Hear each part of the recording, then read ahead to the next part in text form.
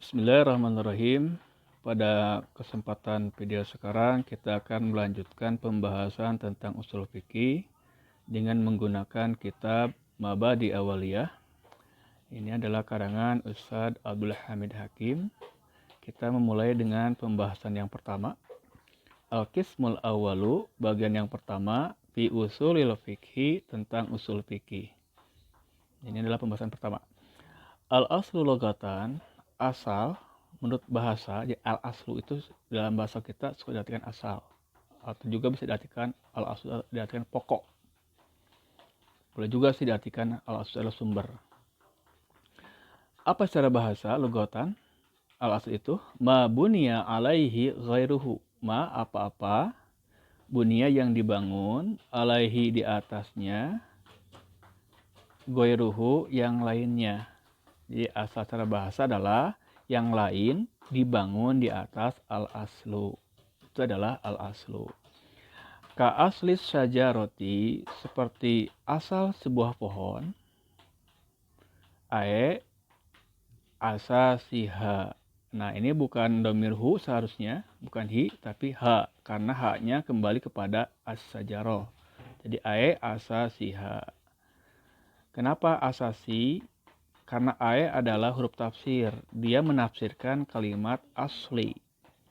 Maka yang namanya tafsir harus sesuai dengan yang ditafsirkan. Kan dibacanya ke asli, maka ae-nya adalah ae asasiha. Jadi asal sebuah pohon adalah dasarnya. Wa aslus sajaroti, dan asal sebuah pohon itu ae yaitu torfuha sabitu fil ardi, yaitu torfuha ujungnya, asabitu yang menancap, fil ardi ke dalam tanah. Di ardi sini artinya tanah, ya. Fa usulul fikhi, maka usul fikhi itu asasuhu adalah dasarnya atau pondasinya fikih.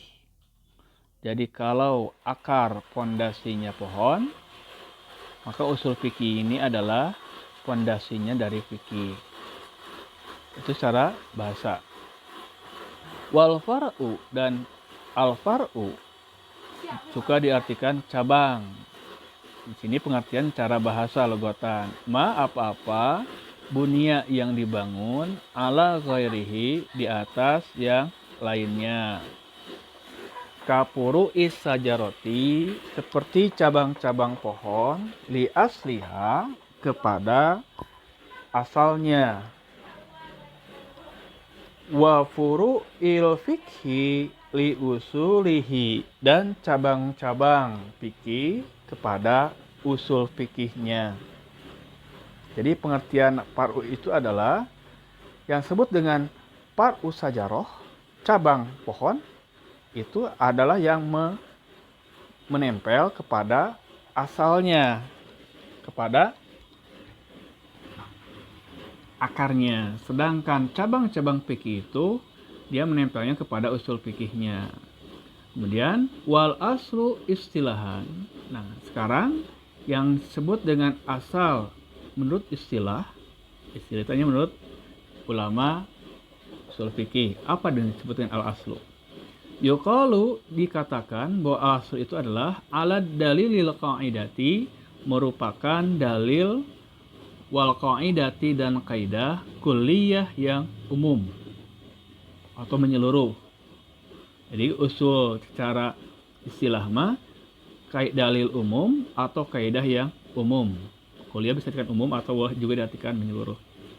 Kakaulihi, seperti ucapan mereka, aslu wujubis sholati al-kitabu. Asal wajibnya sholat adalah al-kitab. Maka aslu di sini bisa diartikan sumber, boleh. Lebih enak diartikan sumber kayaknya. Aslu sumber, wujubi wajib, as-sholati sholat, al-kitabu adalah Al-Quran. Jadi ayat maksudnya ad-dalilu ala wujubiha al-kitabu. Dalil atas wajibnya sholat adalah al-kitabu, Al-Quran. Yaitu Qala Allah Ta'ala, Allah Ta'ala berfirman, aqimus salat. Ini dalam surat Al-Baqarah. Bisa dicek nanti. Aqimu dirikan oleh kalian as-salata, salat. Wa qaulihim. Nah, kenapa saya baca wa qauli? Karena kita atapkan qauli di sini kepada ka qauli. Ada waw di sana, waw atap. Dan seperti ucapan mereka wa qaulihim, ibahatul maitati, ibahatu bolehnya, maitati bangkai, lil mudtarri bagi yang mengalami kesulitan atau dalam keadaan mudarat, khilaful asli menyalahi asal. Menyalahi asal. Mukhalifun yaitu menyalahi lil qaidatil kulliyati kepada kaidah umum. Wahia yaitu kullu maitatin haramun. Setiap maitatin bangkai haramun adalah haram. Jadi bolehnya memakan bangkai bagi yang dalam keadaan darurat, kesulitan, artinya kalau dia tidak makan bangkai dia akan mati, itu namanya mudtari. Itu adalah menyalahi asal. Apa asalnya? Asalnya yaitu sebuah kaidah umum bahwa kullu maitatin haramun. Setiap bangkai itu adalah haram.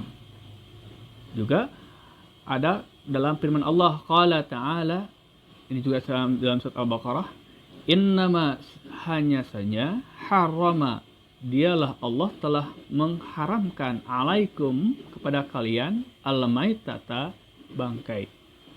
Jadi ada kalimat innama haram alaikumul maitata, maka muncullah kaidah umum kullu maitatin haramun. Nah, usulul fikhi dan usul fikih adalah dalilul fikhi ala sabilil ijmali. Dalil fikih dengan sabili jalan ijmal, menyeluruh atau umum. Kaqaulihim, seperti ucapan mereka, mutlaqul amri lil wujubi. Umumnya mutlak berarti umum, umumnya perintah lil wujub menunjukkan pada wajib. Itulah usul fikih. Jadi usul fikih mutlaqul amri wujub adalah termasuk usul fikih. Wa mutlaqun nahyi litahrim, dan mutlaqun nahyi umumnya perintah litahrim menunjukkan kepada haram. Nah, pengertian umumnya artinya kebanyakan ya. Sebab nanti ada an-nahyu bukan litahrim. Ada larangan bukan menunjukkan pada haram. Juga sama. Nanti ada perintah yang tidak menunjukkan pada wajib. Nanti akan dibahas pada pembahasan sendiri masing-masing. Wa mutlaqu fi'lin nabiyyi sallallahu alaihi wasallam, dan umumnya perintah Nabi sallallahu alaihi wasallam. Dan umumnya perbuatan ya, maaf.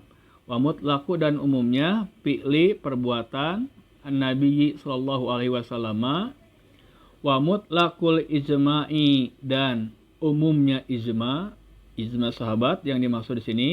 Wa mutlaqul qiyasi, dan umumnya qiyas hujazun sebagai hujah, sebagai alasan untuk melakukan sebuah amalan syar'i.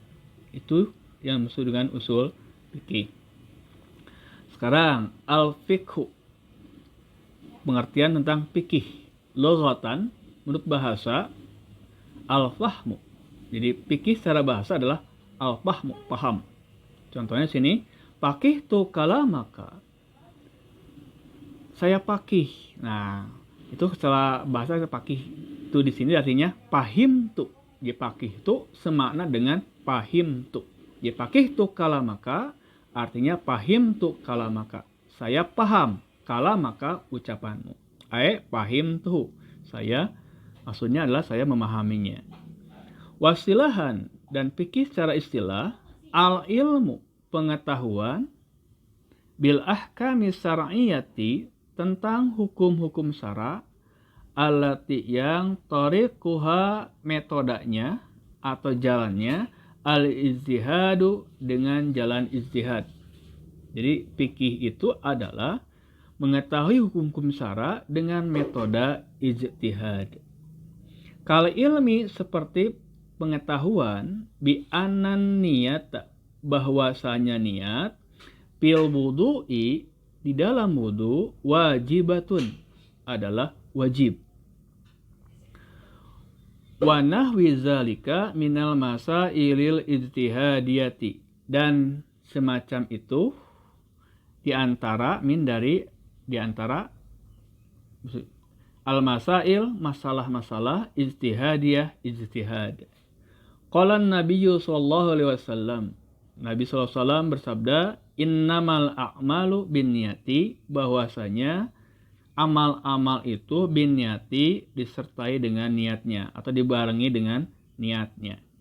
Rawahul Bukhari, meriwayatkan Imam Bukhari, wa Muslimum, dan Imam Muslim, wal wudu'u minal a'mali, dan wudu termasuk daripada amal-amal itu.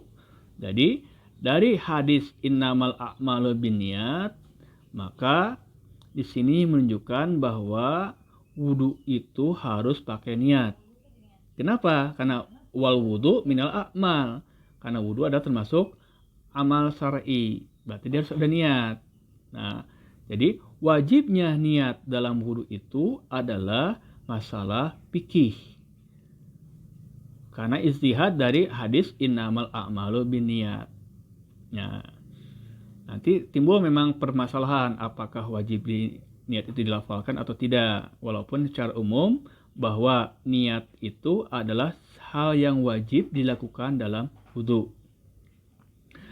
Bi khilafil ilmi, berbeda dengan pengetahuan, bil ahkami syar'iyyati, tentang hukum-hukum syara, allati, yang laisa tariquha al-ijtihad, yang metodenya atau jalannya bukan ijtihad.